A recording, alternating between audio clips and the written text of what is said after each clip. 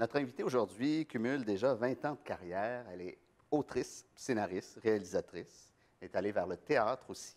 Mais dans l'esprit de bien des gens, elle a seulement, entre guillemets, commencé à exister suite à l'apparition d'un livre il y a 5 ans, La femme qui fuit. Anaïs Barbeau-Lavalette, bonjour. Salut. Bonjour. Vous venez d'abord du cinéma. Dans votre carrière, vous avez eu tôt une reconnaissance du milieu et de la critique, mais j'ai l'impression que ce qu'on appelle un succès populaire, peu importe ce que ça veut dire et la valeur que ça arrive vraiment avec La femme qui fuit. 15 ans après vos débuts, à ce moment-là, vous avez déjà une aventure théâtrale à votre actif, 2 livres, une quinzaine de films, longs ou courts. À rebours, comment vous expliquez l'impact de ce livre-là? Bien, je pense qu'il y a plusieurs réponses, là, Ouais. mais j'ai quand même eu le temps de réfléchir parce que, évidemment, je n'avais pas ça vu venir du tout. Ouais. Là. Tu sais, j'écrivais, moi, j'ai 3 enfants. Ma dernière était dans mon ventre. Le médecin m'a dit « Arrête de bouger, arrête tout. Cet enfant-là va venir trop vite. Ah oui. » Puis c'est un peu face à cette urgence-là que je me suis dit « Mais qu'est-ce que je fais avec cette immobilité-là? » Puis que je me suis dit, OK, mais j'y vais. Je plonge dans mon histoire personnelle, celle de ma grand-mère, donc qui avait abandonné ma mère. Sans trop savoir si ça allait devenir un livre ou Hey, non. je ne là. savais pas. Ouais. En fait, honnêtement, je n'écrivais pas pour en faire un livre. J'écrivais pour le plaisir, pour l'enquête, pour vraiment l'histoire personnelle qui était un petit peu à réparer. Je me disais, j'ai ma première fille qui s'en vient, puis il y a un trou béant dans mon histoire féminine. Je vais le recoudre, puis on verra ce que ça donne. Puis en fait, ce qui s'est passé est assez bouleversant parce que, alors, les réponses que je me donne aujourd'hui à cette espèce de tempête post-femme qui fuit, c'est que je pense que ça venait toucher des cordes très sensibles à 2 niveaux différents. Il y a celle d'abord de l'histoire du Québec qu'on sait peu faire raconter finalement. On a un rapport assez trouble à la mémoire. Puis même, moi, je me rappelle être à l'école puis tomber sur des pages qui racontaient l'histoire de Refus Global, puis avec des photos en noir et blanc, dont mon grand-père était dessus quand même, ça aurait un peu dû m'intéresser. Puis c'était comme une vieille affaire. Je le regardais comme une tranche d'histoire un peu poussiéreuse qui ne résonnait pas tant que ça. Donc là, à travers des personnages dans la vingtaine, fougueux, instinctifs, qui ont soif d'absolu, c'est comme si ça dépoussiérait un peu l'histoire, puis les gens ont pu rencontrer notre histoire de façon très intime, rafraîchissante, je pense. Fait que, de 1, au Québec, se faire raconter notre histoire. Puis de 2, de façon plus universelle, parce que le livre a été traduit dans plusieurs langues, donc c'est pas juste l'histoire du Québec qui résonne. Je pense que ça vient mettre le doigt sur quelque chose qui est intrinsèque à l'être humain, homme comme femme, qui est une espèce de dilemme entre le désir de liberté profond et inassouvissable, la quête de son propre rêve, et le désir du lien, le désir de l'enracinement, le désir de prendre soin de ce qui pousse autour de nous. Ça, cette espèce de dilemme-là, dans j'y vas-tu, moi, au complet, à quoi je rêve, puis en même temps, je prends soin, puis je veux semer, ça, c'est viscéral, puis c'est humain, puis je veux dire, donc ça, je sens qu'il y a quelque chose qui s'est passé là, dans ce livre-là, qui est venu rejoindre ce noyau de l'être humain. Là. Et qui, à ce moment-là, a rencontré un public, parce que c'est ça le gros point d'interrogation de la création, c'est que vous essayeriez de recréer la même chose, que ça ne fonctionnerait pas nécessairement. Il n'y a pas de recette. C'est sûr. Non.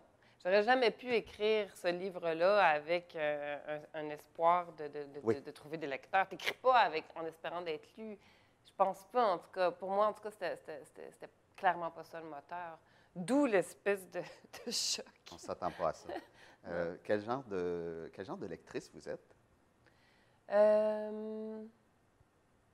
Bien, en fait, quand je rencontre un livre, c'est vraiment... Je le rencontre pour toujours. C'est-à-dire que je le sais dans les premières pages, OK, là, il y a rencontre. Puis souvent, c'est pas tant avec l'histoire qu'avec la langue.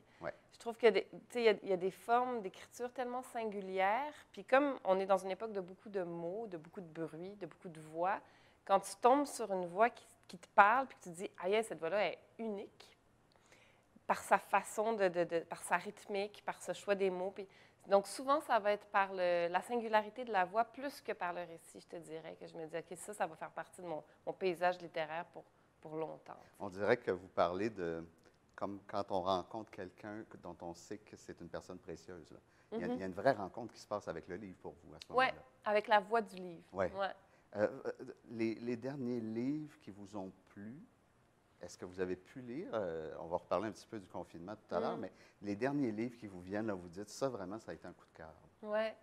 Mais c'est drôle parce que le confinement, pour moi, m'a permis, comme plusieurs personnes, de sortir d'une course. Moi, j'aime beaucoup ma course parce que je suis chanceuse, j'aime beaucoup mon métier, mais n'empêche que ça reste une course, là. Puis j'avais accumulé des désirs de lecture. J'en avais accumulé. Tu sais, je rentrais dans des librairies, puis je disais, ah oui, ça me parle, ça, je veux y aller, je veux rencontrer cette écriture-là. Puis là, je les accumulais. Puis à un moment donné, ça devient un peu pathétique, là. Quand ça va finir, c'est comme des strates, là, tu sais. Plus, ça devient une montagne impossible à franchir aussi. Oui, c'est ça. Ouais. Puis là, ben, je suis passée à travers. Puis c'était beaucoup des essais. J'avais envie de lire sur le territoire. J'avais envie de lire sur la nature, sur la terre, sur la façon dont les auteurs, les photographes, les peintres ont cohabité avec le territoire, avec la nature, avec la façon dont ils ont essayé de dompter la langue pour nommer le territoire. Oui. Fait que j'ai lu beaucoup d'essais, plus que de romans, sur cette quête-là, dont un très beau qui s'appelle Le détail du monde. Le sous-titre, c'est L'art perdu de la description de la nature. Wow. Puis c'est un essai super intéressant. Puis sinon, j'ai lu un autre essai sur la désobéissance civile qui s'appelle Désobéir de Frédéric Gros. Donc, c'est vraiment des zones qui m'intéressent. Je suis revenue à Thoreau, que je ne connaissais pas beaucoup, qui a écrit sur et la nature et la désobéissance civile. Wow. Fait que je suis dans ces zones-là. Là. Okay. Le lien, retrouver le contact de base avec la nature, avec ce qui pousse. Le pays. Puis, avec le pays. Je me sentais complètement analphabète, en fait. Ouais. Je me suis dit, tu sais, je sais parler plusieurs langues, mais j'avais de la misère à nommer ce qui poussait autour de moi. On a vraiment assisté au shift des saisons, là. Oui. Puis là, grâce aux enfants, à travers eux, j'ai appris le nom des arbres. Tu sais, ma petite de 5 ans était capable de nommer en moins d'une semaine les 6 espèces de conifères, wow, en différenciant le pin blanc, la différence entre le pin blanc, le pin rouge, la pruche, le sapin baumier, l'épinette. Je me dis, puis c'est pas difficile, c'est juste qu'on a décidé qu'on le tasserait. Oui. Non, mais avant de le faire, on le savait. Tu comprends? Oui. Il y a un moment donné où on l'a échappé, tu sais. Oui, mais c'est un cadeau immense à faire à son enfant. Et à moi-même. Et à vous-même, en oui, même tout temps. À fait. Ah, ouais. C'est un beau projet. Vos premiers souvenirs heureux de lecture, enfant ou adolescent, je ne sais pas? Ben, j'ai eu beaucoup de... C'était un refuge, c'est un peu un lieu commun de dire ça, mais je me suis beaucoup réfugiée adolescente dans Stephen King. Là. Moi, c'est pas de la grande écriture, je trouve. Peut-être que certains ne seraient pas d'accord avec ce que je dis, mais moi, je lisais en français, donc c'était des traductions pas très... c'est ça, qu'il n'y avait pas nécessairement de force dans la langue, mais là, j'étais attirée, aspirée par ces univers vraiment... Quel créateur d'atmosphère. Oui, c'est ça. Ouais. Puis, tu sais, c'est pas loin de certaines atmosphères très fortes qu'on peut arriver à recréer en cinéma. Je trouve que ces livres sont souvent très cinématographiques. Fait que, ouais, Stephen King m'a un peu sauvé la peau, là. Tu sais, 14-15 ans, ben, j'exagère un peu, mais en quête de refuge, c'était des refuges safe, là. Ouais, c'est ça. Je savais que je pouvais aller là. Ça me faisait vivre des affaires fortes, mais sans que j'aille m'écorcher. À vous mettre en danger ou quoi que ce soit. Ah, c'est intéressant. Faites-vous partie des chanceuses, des chanceux qui ont connu un confinement relativement heureux? Oui, c'est ça. Je pense que le relativement est important parce que ça vient avec un certain sentiment de culpabilité de dire oui, j'ai recueilli quelque chose de positif dans ce confinement-là. Ouais. C'est sûr que j'ai beaucoup pensé à ceux qui sont au front, ceux qui étaient au front puis qui continuent de l'être. Puis j'ai de la famille en CHSLD, donc on n'était pas complètement déconnectés du traumatisme. Ouais. Mais à un moment donné, moi, j'ai choisi, OK, j'ai choisi mes enfants dans le sens où je me suis dit, l'école était sur hold pendant, finalement, ça va faire presque 6 mois. Comment je vais marquer ce souvenir-là ou cette période-là dans leur vie? Je ne voulais pas que ce soit teinté par la peur puis par le traumatisme. C'en est un, puis il faut juste nommer pourquoi la Terre est traumatisée. qu'est-ce qui est arrivé pour qu'on en arrive là, tu sais, comment c'est grave. Oui. Mais en même temps, un choix volontaire, une partie de la résistance vient on va faire jaillir du bonheur de cette situation-là. Puis ça, je pense que, évidemment, c'est une chance de pouvoir le faire. Mais ce confinement-là m'aura fait réaliser beaucoup de choses, puis m'aura fait vivre beaucoup de choses que j'aurais jamais vécues autrement. Qu'est-ce que, après 3 mois, là, au moment, peu importe quand les gens vont regarder, nous, on est à peu près 3 mois du début du confinement quand on fait cet entretien. Est-ce qu'il y a quelque chose que vous dites, c'est clair que mon regard sur le travail, sur la vie, il y a tel aspect, je ne suis pas comme avant le confinement. Est-ce qu'il y a quelque chose qui vous frappe dans un aspect de transformation de cette période? Bien, je ne veux plus jamais attendre avant d'écouter mes désirs. C'est-à-dire que ça te fait constater, puis j'ai quand même été toujours consciente de notre mort imminente. Ça a l'air vraiment intense à nommer comme ça, mais c'est-à-dire qu'on est des êtres mortels, puis on a un passage sur cette planète-là, puis qu'est-ce qu'on fait avec? Ouais. C'est une question de base, mais qu'on oublie tellement de se poser dans le tourbillon des jours. Là, je me dis, qu'est-ce qu'on fait avec? Puis j'aimerais ça, ne pas oublier de me la poser. Pas comme une tragédie, là, pas comme... Hey, j'ai un gun sur la tempe, vite, dépêche-toi de vivre. Là, c'est pas ça. C'est juste, qu'est-ce que je décide de faire avec mon passage sur Terre, avec mon existence, avec ceux qui m'entourent? Comment je traverse ce qui me reste à vivre? Oui. Fait que c'est gros à dire comme ça, mais ça peut être très joyeux comme question aussi. C'est juste, on est avalé par la vie plutôt que de l'avaler nous-mêmes. Puis ça, c'est pas normal, je pense. Oui. Il y a toutes sortes d'impacts dépendant du travail qu'on a sur notre travail, que le confinement aura eu sur les gens. Sur vos projets, entre autres sur deux films, La déesse des mouches à feu et Chien blanc. La déesse des mouches à feu, un film qui avait même été présenté, je pense que c'est à Berlin. Oui. Donc le film est terminé, tout ça. Et puis Chien blanc, un projet en devenir. C'est quoi l'impact sur ces projets-là de la COVID? Bien, en fait, on a été chanceux pour la déesse des mouches à feu parce qu'on a été vraiment en funambule sur le fil de bascule. On a présenté à Berlin, ça a été un feu d'artifice de joie. Le film a été super bien accueilli. Toute l'équipe était là. C'était vraiment magnifique. Puis, quelques jours après, c'est tombé. Tout ferme. Les aéroports. Donc là, bon, pour la déesse des mouches à feu, je me dis, il a comme eu son premier souffle de vie, puis ça a été un très, très beau premier souffle. Oui. Là, on est en train tranquillement de voir si on peut maintenir la date de sortie prévue qui était à l'automne. D'accord. Ça devrait se pouvoir parce que les cinémas vont rouvrir. Incessamment. C'est ça. Par contre, c'est sûr que normalement, après Berlin, il y a des ricochets de festivals. C'est-à-dire qu'à Berlin, qui est un grand festival, les autres festivals dans le monde vont le prendre. Mais là, il n'y en a pas eu. Tous ceux de l'été sont disparus. C'est ça. Ce qui fait que c'est rien de dramatique. C'est juste que je me dis, j'aurais le désir pour Kelly DePoe qui joue la déesse des mouches à feu, qui est une jeune actrice extraordinaire. Adolescente. Qui tient son premier rôle, son premier gros rôle dans ce film-là. Je veux qu'elle vive la joie puis la frénésie d'une sortie de film à la hauteur de tout ce qu'elle a donné dans ce film-là. Oui. Elle mérite vraiment. Fait que pour elle, surtout, en fait, je voudrais que le film puisse avoir une vraie vie. Là. Et Chien blanc, là, dans ce cas-ci, adaptation d'un roman de Romain Gary. Donc, vous êtes d'actualité. En fait, c'est malheureusement toujours d'actualité. Oui, mais là, tragiquement. Parce qu'on parle de racisme dans ce. Et qu'est-ce qui arrive avec ce projet? Qu'est-ce qui va arriver avec ce projet?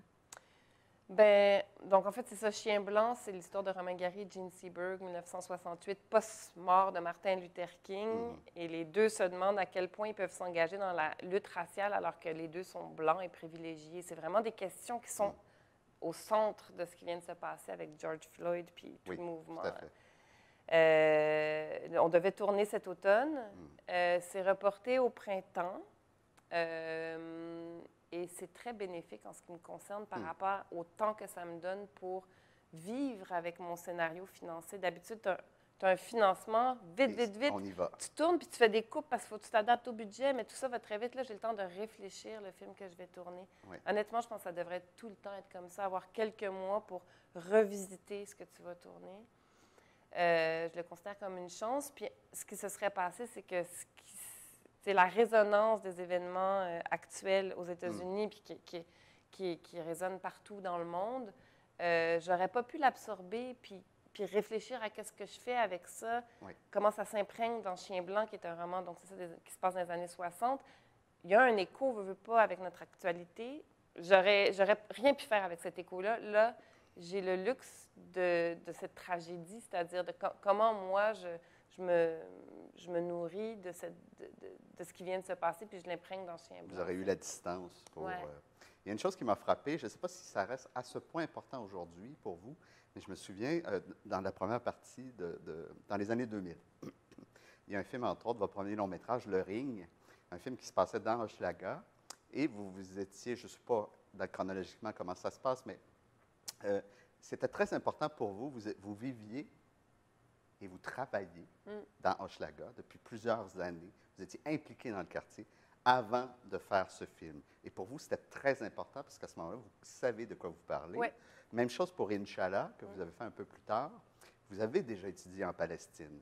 Donc, vous avez vécu aussi en Palestine. C'est des questions qui vous interpellent depuis longtemps. Vous avez même écrit un ou deux livres, en tout cas, qui touchaient à cette période-là. Est-ce que ça reste, en plus avec toutes les questions d'appropriation culturelle, est-ce que ça reste un moteur aussi important pour vous aujourd'hui de dire, si je suis pour parler de quelque chose, je veux savoir de quoi je parle? Oui. Oui. Et la question se pose pour Chien blanc, puis c'est plus vertigineux à notre époque, mais j'assume ce vertige-là parce que la question centrale que pose Romain Gary dans Chien blanc, c'est à quel point on peut prendre part à une lutte qui, a priori, ne nous appartient pas. Wow. Si cette lutte-là nous bouleverse, si elle nous touche, si elle nous graffigne, est-ce qu'on a le droit de s'en mêler si ce n'est pas nous les premières victimes? C'est ça la question que pose Chien blanc. Fait que c'est super pertinent. Oui. Puis c'est une question que je me suis posée dans tous mes films avant ça, c'est-à-dire que dans Inch'Allah, c'est aussi la question que le personnage québécois est au milieu du conflit israélo. Ce n'est pas ma guerre. C'est pas ma guerre. Mais elle devient un champ de bataille. Dans Chien blanc, Gene Seberg, Romain Gary, c'est pas leur guerre, mais ils deviennent des champs de bataille. C'est super intéressant. Justement, c'est pas noir ou blanc.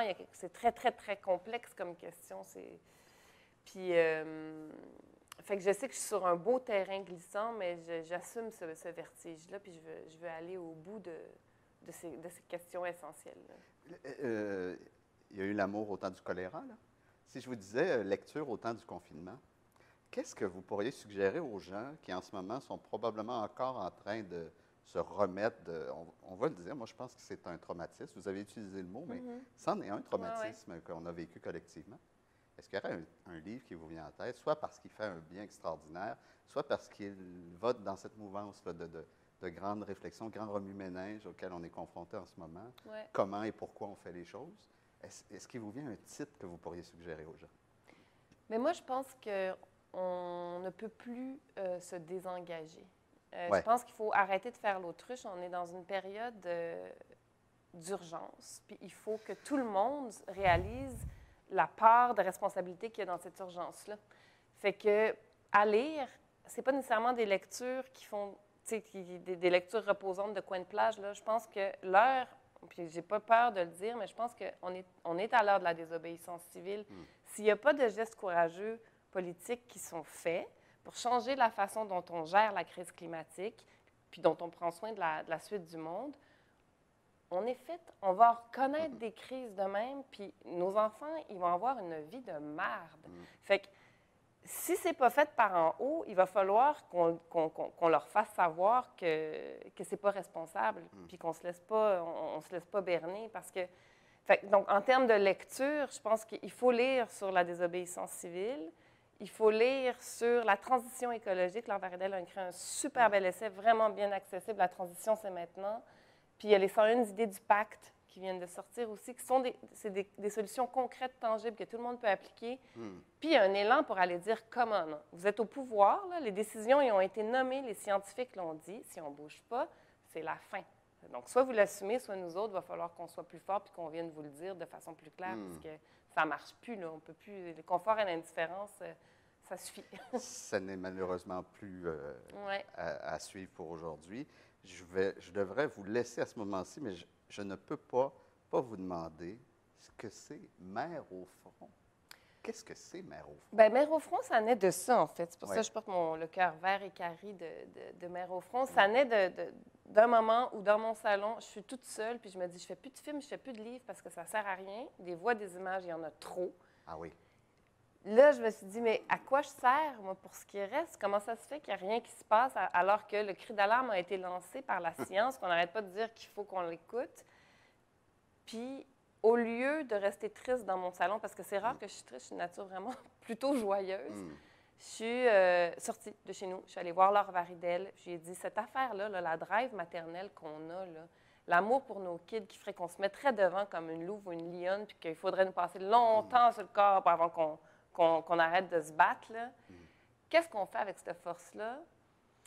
Puis c'est là qu'on s'est rendu compte que ça résonnait d'une façon très forte, puis qu'on avait envie d'être au front, puis d'être en colère, drivé par l'amour maternel. Donc, c'est un appel aux mères et aux grands-mères du pays et du monde entier pour aller dire « ça suffit », pour aller dire « on exige du courage politique pour prendre soin de nos enfants ». Et ce qui se passe, c'est très beau, c'est que ça fait boule de neige. On était deux, on est rendu des centaines et des centaines et des centaines, pas juste au Québec, pas juste au Canada, mais ça vient de partir ailleurs dans le monde aussi. Et les gens se rassemblent pour exiger une relance verte et juste. Puis, en tout cas, ce que j'aime beaucoup de ce mouvement-là, il y en a eu plein des mouvements, puis on a chanté dans la rue, puis on a revendiqué, puis ça n'a rien changé. Nous, les dernières veillées qu'on a faites, c'est des veillées lumineuses, en silence, habillées en noir, simplement avec le cœur vert, puis une pancarte avec le nom de nos enfants.